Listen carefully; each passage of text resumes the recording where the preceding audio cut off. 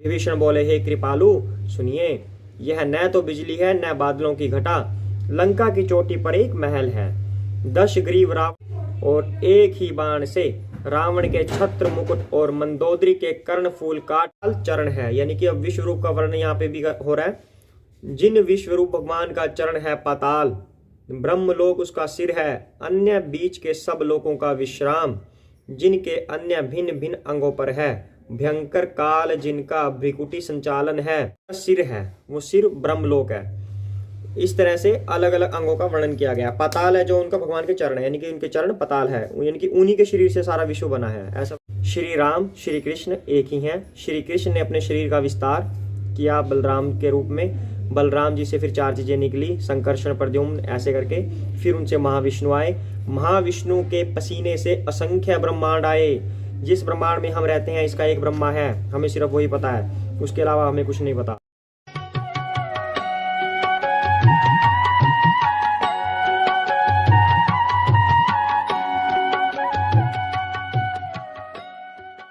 जय श्री कृष्ण चैतन्य प्रभु नित्यानंद श्री अद्वैत गदाधर शिव सादि गौर भक्त वृंद। हरे कृष्ण कृष्ण कृष्ण हरे हरे, हरे राम राम राम हरे हरे। जय सिया राम, जय वीर हनुमान। शिव शंकर पार्वती माता की जय हो। जय सिया राम। पहले प्रार्थना करते हैं। ओम ज्ञानतिमिरान्धस्य ज्ञानाञ्जनशलाकया चक्षुरुन्मीलितं येन तस्मै श्री गुरुवे नमः। श्री चैतन्य मनोभीष्टं स्थापितं येन भूतले स्वयं रूपः कदा मह्यं ददाति स्वपदान्तिकम्। श्री रामचंद्र रघुपुंग वैराजवर्य राजेंद्र राम रघुनायक राघवेश राजाधिराज रघुनंदन रामचंद्र दासो मध्य भक्त शरणागतो अस्मि। हरे कृष्णा कृष्ण कृष्ण हरे हरे, हरे राम राम राम हरे हरे। जय सिया राम। तो हमने रामचरितमानस लंका कांड में पिछले भाग में क्या किया था? श्री राम की सेना समुद्र पार चली गई थी और इसी बीच रावण का एक पुत्र प्रहस्त जो कि समझदार था, उसने क्या किया? उसने रावण को समझाया कि पिताश्री आप सीता माता को लौटा दीजिए, इसी में आपकी भलाई है। अगर आप सीता माता को लौटा दें और यहाँ पर बात खत्म हो जाए और श्री राम वापिस अपनी सेना को लौट कर चले जाएं, तो ये समझना कि बहुत बड़ी बात है कि आप बहुत सस्ते में निपट गए। पर रावण को ये सब बातें समझ में नहीं आ रही अभी भी। तो उसके बाद क्या हुआ? जब रावण भयभीत हो गया, रावण भयभीत हो गया अंदर से। ऊपर से क्या दिखावा कर रहा है कि उसका एक महल था रावण का। उस महल में क्या होता था, जैसे कि यहाँ पे क्लब में जाते हैं या किसी और चीज़ में जाते हैं मनोरंजन के लिए, गलत चीज़ों के मनोरंजन में, तो वैसे ही वहाँ पे रावण का एक महल था। उसमें नाच गाना होता था। तो वहाँ पे रावण आनंद के मूड में था, वो लोगों को दिखाने के लिए, ताकि लोगों में भय ना हो, इस तरह से। और वहाँ पे दूसरी साइड क्या हो रहा था? श्री राम बैठे थे अपने सभी सेवकों के साथ, अपनी सेना के साथ। वहाँ पे वार्तालाप चल रही थी। रात हो गई थी। रात होने के बाद चंद्रमा के बारे में बातें करने लगे, मतलब वो टाइम पास के हिसाब से अपना चल रहे थे। अब आगे करते हैं। जय सिया राम। नवान प्रायण 7वां विश्राम। अब आगे करते हैं। पवन तनय के बचन सुनी बिहसे रामु सुजान, दक्षिण दिशि अवलोकी प्रभु बोले कृपा निधान। पवन पुत्र हनुमान जी के वचन सुनकर सुजान श्री राम जी हंसे, फिर दक्षिण की ओर देखकर कृपा निधान प्रभु बोले। पहली बार श्री राम जी यहाँ पे हंसे। क्यों हंसे? हनुमान जी ने क्या कहा था कि चंद्रमा तो प्रभु आपका दास है और आपका जो सांवला शरीर है वो रंग चंद्रमा के ऊपर आ गया है आपकी भक्ति करते करते, इसलिए चंद्रमा ऐसा दिख रहा है। क्योंकि सभी चंद्रमा की उपमाएं दे रहे थे कि कोई कह रहा है कुछ रीजन है चंद्रमा के ऊपर दाग आने का, कोई कुछ बता रहा है। हनुमान जी ने दास्य भाव बताया कि चंद्रमा तो आपका दास है। तो यह सुनकर श्री राम जी हंस पड़े। फिर दक्षिण की ओर देखकर कृपा निधान क्या बोले? देखो विभीषण दक्षिण आशा, घन घमंड दामिनी बिलासा, मधुर मधुर गरजई घन घोरा, होई वृष्टि जनि उपल कठोरा। हे विभीषण, दक्षिण दिशा की ओर देखो, बादल कैसा घुमड़ रहा है और बिजली चमक रही है। भयानक बादल मीठे मीठे स्वर से गरज रहा है, कहीं कठोर ओलों की वर्षा न हो। कहत विभीषण सुनहु कृपाला, होई न तड़ित न बारिद माला। लंकर शिखर ऊपर अगारा, तहाँ 10 कंधर देख अखारा। विभीषण बोले, हे कृपालु सुनिए, यह न तो बिजली है न बादलों की घटा, लंका की चोटी पर एक महल है। दशग्रीव रावण वहां अखाड़ा देख रहा है। छत्र मेघ डंबर सिरधारी, सोई जनु जलद घटा अतिकारी, मंदोदरी श्रवण ताटंका, सोई प्रभु जनु दामिनी दमंका।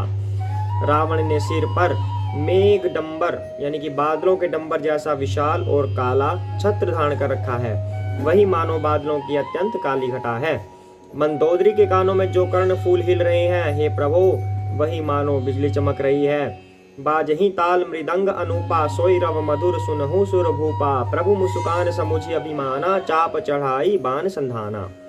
हे देवताओं के सम्राट सुनिए, अनुपम ताल और मृदंग बज रहे हैं, वही मधुर गर्जन ध्वनि है। रावण का अभिमान समझकर प्रभु मुस्कुराए। उन्होंने धनुष चढ़ाकर उस पर बाण का संधान किया। छत्र मुकुट ताटंक तब हते एक ही बाण, सबके देखत मही परे मरमु न कौ जान। और एक ही बाण से रावण के छत्र मुकुट और मंदोदरी के कर्ण फूल काट गिराए। सबके देखते देखते वे जमीन पर आ पड़े, पर इसका भेद किसी ने नहीं जाना। यानी कि श्री राम ने क्या किया, एक चेतावनी दे दी कि हम यहाँ पे आ चुके हैं और तुम आनंद में विभोर हो गए हो। तो उन्होंने एक तीर चलाया, रावण का मुकुट, मंदोदरी के वो कुंडल, एक ही तीर से दोनों गिर गए। लेकिन किसी को कुछ पता ही नहीं चला कि हुआ क्या, कहां से क्या आया और कैसे गिर गए ये। अस कौतुक करि राम सर प्रपिसेउ आई निशंग, रावण सभा सशंक सब देखी महारस भंग। ऐसा चमत्कार करके श्री राम जी का बाण वापस आकर फिर तक रस में जा घुसा, यानी कि ये कार्य करके बाण वापस आ गया। यह महान रस भंग यानी कि रस में भंग देखकर रावण की सारी सभा भयभीत हो गई। कंप न भूमि न मरुत विशेषा, अस अस्त्र शस्त्र कछु नयन न देखा, सोचहि सब निज हृदय मझारी, असगुन भयउ भयंकर भारी। न भूकंप हुआ, न बहुजोर की हवा चली, न कोई अस्त्र शस्त्र ही नेत्रों से दिखे। फिर ये छत्र मुकुट और कर्णफूल कैसे कटकर गिर पड़े, किसी को समझ ही नहीं आया कि हुआ क्या। सभी अपने अपने हृदय में सोच रहे हैं कि यह बड़ा भयंकर अपशकुन हुआ। दस मुख देखी सभा भय पाई, बिहसी बचन कहा जुगुती बनाई, सिरऊ गिरे संतत शुभ जाहि, मुकुट परे कस असगुन ताहि। सभी को सभा को भयभीत देखकर रावण ने हंसकर युक्ति रचकर ये वचन कहे, सिरों का गिरना भी जिसके लिए निरंतर शुभ होता रहा है, उसके लिए मुकुट का गिरना अपशकुन कैसा। यानी कि रावण अंदर से भयभीत है, पर उसने देखा कि सारी सभा जितनी भी है सब डर गई है।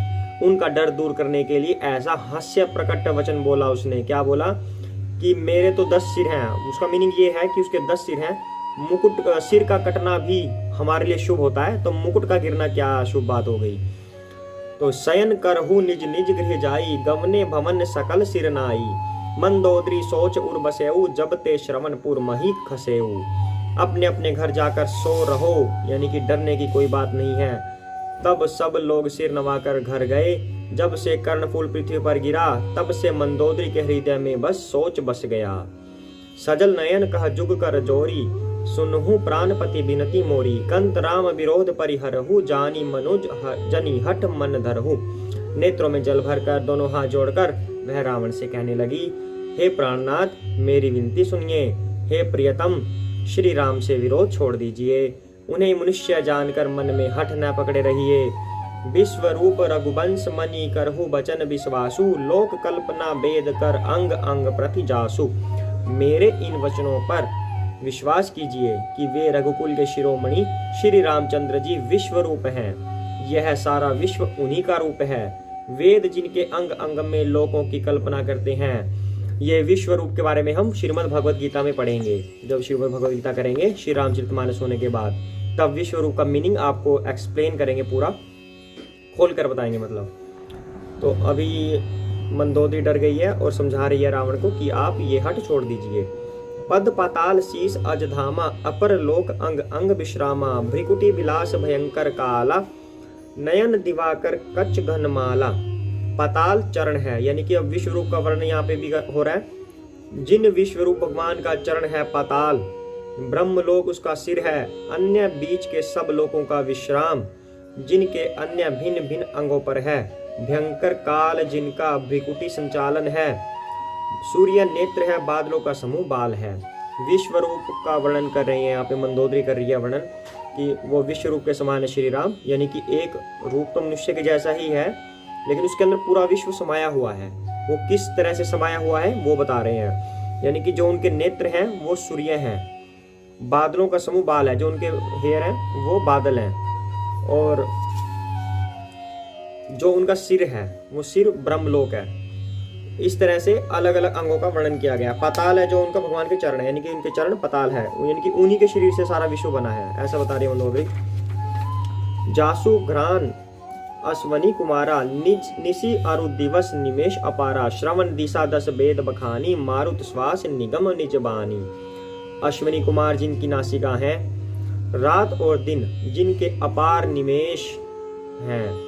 निमेश क्या है? पलक मारना और खोलना, यानी कि अगर वो पलक बंद कर देते हैं तो अंधेरा हो जाता है, पलक खोल लेते हैं तो रोशनी हो जाती है। दसों दिशाएं कौन है?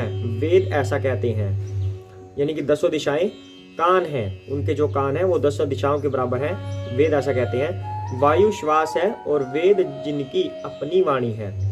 अधर लोभ जम दसन कराला माया हास बाहु दिक्पाला आनन अनल अम्बुपति जीहा उत्पत्ति पालन प्रलय समीहा। लोभ जिनका अधर है, अधर होठ को बोलते हैं लोभ। यमराज भयानक दांत है, दांत भयानक दांत है यमराज। माया हंसी है, दिक्पाल भुजाएं हैं। अग्नि मुख है, यानी कि मुख से अग्नि उगल सकते हैं वो। वरुण जीभ है। उत्पत्ति पालन और प्रलय जिनकी क्रिया है, यानी कि पैदा करना, उसके बाद उसका पालन करना, उसके बाद उसका सृजन करना, यानी खत्म कर देना, यही करते हैं वो श्री राम जी, ऐसा मंदोदरी बता रही है। रोम राजी अष्टादश भारा अस्ति शैल सरिता न सजारा उधर उदधि अधगो जातना जगमय प्रभु का बहु कल्पना। 18 प्रकार की असंख्य वनस्पतियां जिनकी रोमावली हैं, पर्वत अस्थियां हैं, नदियां नसों का जाल है, समुद्र पेट है और नरक जिनकी नीचे की इंद्रियां हैं। अब मंदोदरी सारी बात बता रही है, विश्व रूप कैसे हैं भगवान, यानी कि ये नदियां, ये पहाड़ प्रभु के किस अंग में समाये हुए हैं। इस प्रकार प्रभु विश्वमय है, अधिक कल्पना क्या की जाए। अहंकार शिव बुद्धि अज मन शशि चित्त महान मनुज बास सचराचर रूप राम भगवान। शिव जिनका अहंकार है, ब्रह्मा बुद्धि है, चंद्रमा मन है और महान विष्णु ही चित्त है। उन्हीं चर अचर रूप भगवान श्री राम जी ने मनुष्य रूप में निवास किया है। अस विचारी सुनु प्राणपति प्रभु सन बैरु बिहाई प्रीति करहु रघुबीर पद मम अहिवात न जाई। हे प्राणपति सुनिए, ऐसा विचार कर प्रभु से वैर छोड़कर श्री रघुवीर के चरणों में प्रेम कीजिए, जिससे मेरा सुहाग न जाए। अब यहाँ पे जो भी शुरू का वर्णन किया है, पहले इसका क्या मीनिंग होता है। शरीर का वर्णन करें, भगवान के शरीर का। हमें ये ज्ञात है या नहीं है, एक बार रिवाइंड कर लेते हैं कि हमारा शरीर कैसे बनता है। हमारा शरीर लगभग 25-26 इंद्रियों से बनता है, जिसमें 5 ज्ञान इंद्रियां, 5 कर्म इंद्रियां और उन इंद्रियों के कार्य बुद्धि, मन, अहंकार, आत्मा, परमात्मा, सूक्ष्म शरीर, ये सब चीजें मिलकर हमारा शरीर बनता है। ठीक है, खोल के इसको गीता में बताएंगे, भगवत गीता जब हम करेंगे। तो मंदोदरी क्या कह रही है कि ये सब चीजें भगवान के शरीर में कहाँ कहाँ पर विद्यमान है। उसको लिंक कर दिया संसार से, विश्व से। जैसे नदियाँ, पहाड़, नसें हैं, जो नसें शरीर की वो क्या है इस विश्व रूप में। जो नदियाँ हैं वो प्रभु की नसें हैं, यानी कि नसें हैं, जो नदियाँ हैं वो नसें हैं प्रभु की। और जो पहाड़ हैं, जो बादल हैं वो बाल हैं प्रभु के। जो सूर्य है वो नेत्र हैं, जो पाताल है वो प्रभु के चरण हैं। इस तरह से बता रहे हैं कि ये सारा संसार खुद प्रभु ही हैं, तो आप उनसे क्यों वैर ले रहे हैं, ऐसा मंदोदरी बता रही है। इस तरह से मंदोदरी ने पूरे विश्व को प्रभु के शरीर से कल्पित कर दिया, और वो कल्पना उसकी गलत भी नहीं है, वो सत्य ही है, प्रभु से ही ये सब कुछ है। और उसके बाद इसके बारे में थोड़ी सी गूढ़ बात बता देते हैं आपको। श्री राम श्री कृष्ण एक ही हैं। श्री कृष्ण ने अपने शरीर का विस्तार किया बलराम के रूप में। बलराम जी से फिर 4 चीजें निकली, संकर्षण, प्रद्युम्न, ऐसे करके। फिर उनसे महाविष्णु आए। महाविष्णु के पसीने से असंख्य ब्रह्मांड आए। जिस ब्रह्मांड में हम रहते हैं इसका एक ब्रह्मा है, हमें सिर्फ वही पता है, उसके अलावा हमें कुछ नहीं पता। उनके पसीने से जितने ब्रह्मांड बने, उस ब्रह्मांड का एक हिस्सा हमारे पास है, यानी कि हम उसमें से एक ब्रह्मांड में रहते हैं। महाविष्णु ने क्या किया, अपने शरीर से एक और विष्णु का एक और विष्णु बना दिए, अपने शरीर से एक्सटेंड कर दिए एक और विष्णु। उनको हम बोलते हैं गर्भोदकशाही विष्णु। गर्भोदकशाही विष्णु ने क्या किया, अपनी नाभि से कमल निकाला और ब्रह्मा जी प्रकट हो गए। ब्रह्मा जी ने अपनी बाहों से शिव जी को प्रकट कर दिया। उसके बाद वहां से फिर उन गर्भोदकशाही विष्णु ने फिर से क्षीरोदकशाही विष्णु का विस्तार कर दिया अपने शरीर से ही। क्षीरोदकशाही विष्णु हर प्राणी के कण कण में विद्यमान है, हर प्राणी के हृदय में विद्यमान है, पत्थर में, प्राणी के अंदर, पौधों में, हमारा फैन, हमारी पेंसिल, पेन, हर चीज में क्षीरोदकशाही विष्णु विद्यमान रहते हैं। हर चीज में कण कण में होते हैं तो वही होते हैं। तो यहाँ पे भगवान श्री राम को बोला कि विश्व रूप, यानी कि इस सारी सृष्टि में भगवान के अंग हैं। तो वो अंग किस प्रकार से हैं, वो ऐसे हैं, कृष्णा, बलराम, चार चीजें, महाविष्णु, महाविष्णु के बाद बहुत सारे ब्रह्मांड बन गए, जिसमें से एक ब्रह्मांड में हम हैं। उसमें महाविष्णु ने गर्भोदकशाही विष्णु बना दिए। उस ब्रह्मांड में गर्भोदकशाही विष्णु ने ब्रह्मा जी और शिव जी बना दिए और खुद विस्तार करके क्षीरोदकशाही विष्णु बना दिए। क्षीरोदकशाही विष्णु हर प्राणी के अंदर विद्यमान है। ऐसे विस्तार होता है इस पूरी सृष्टि का। तो वहां पे मंदोदरी कह रहे हैं कि श्री राम के हर अंग इस संसार में है। श्री राम का क्षीरोदकशाही विष्णु रूप हर जगह पे विद्यमान है। ये बात है, थोड़ा समझने की जरूरत है। तो हम कहां पर पहुंच गए, बिहसा नारी बचन सुनिकाना, अहो मोह महिमा बलवाना, नारी सुभाव सत्य सब कहीं, अवगुण 8 सदा उड़ रही। पत्नी के वचन कानों से सुनकर रावण खूब हंसा। उसको ये सब बातें नहीं पता कि ये चैन चल रही है, माँ विष्णु, बलराम जी, गर्भोदकशाही विष्णु, शिवशाही विष्णु, रावण को नहीं पता। वो तो बस ये बात सुन के खुश हो गया। खुश नहीं हुआ, वो हंसा, अंदर से तो भयभीत था वो, और बोला, अहो मोह अज्ञान की महिमा बड़ी बलवान है, स्त्री का स्वभाव सब सत्य ही कहते हैं, उसके हृदय में 8 अवगुण सदा रहते हैं। उल्टा मंदोदरी के ही अवगुण बताने लग गया रावण। साहस अनृत चपलता माया, भय अविवेक असोच अदाया, रिपुकर रूप सकल तय गावा, अति विशाल भय मोहि सुनावा। तो साहस, झूठ, चंचलता, माया, छल, भय, अविवेक यानी कि मूर्खता, अपवित्रता और निर्दयता, तूने शत्रु का समग्र विराट रूप गाया और मुझे उसका बड़ा भारी भय सुनाया। रावण उसी को डांट रहा है, मंदोदरी को, जो समझा रही है। सो सब प्रिया सहज बस मोरे, समुझी परा प्रसाद अब तोरे, जानियो प्रिया तोरी चतुराई, यही विधि कहूँ मोरी प्रभुताई। हे प्रिय, यह सब चर अचर विश्व तो स्वभाव से ही मेरे वश में है। अहंकार, मैं, रावण मैं के ऊपर आ गया, ये मेरे वश में है। तेरी कृपा से मुझे यह अब समझ पड़ा। हे प्रिय, तेरी चतुराई मैं जान गया। तू इस प्रकार यानी कि इसी बहाने मेरी प्रभुता का बखान कर रही है। कह रही कि तू बता तो रही है राम के बारे में, लेकिन है ये वास्तव में मेरी, क्योंकि ये मेरे वश में है सब कुछ। तव बत कही गूढ़ मृग लोचनी, समुझत सुखद सुनत भय मोचनी, मंदोदरी मन महुअस ठयऊ, पियहि काल बस मति भ्रम भयऊ। हे मृग नयनी, तेरी बातें बड़ी गूढ़ हैं, समझने पर सुख देने वाली और सुनने से भय छुड़ाने वाली हैं।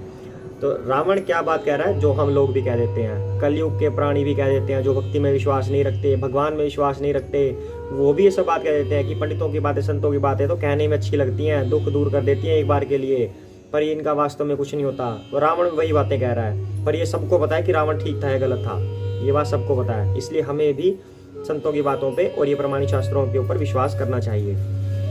मंदोदरी ने मन में ऐसा निश्चय कर लिया कि पति को कालवश मति भ्रम हो गया है। मंदोदरी को ऐसा पता चल गया कि इसका काल आ गया है, तभी ऐसा बोल रहा है।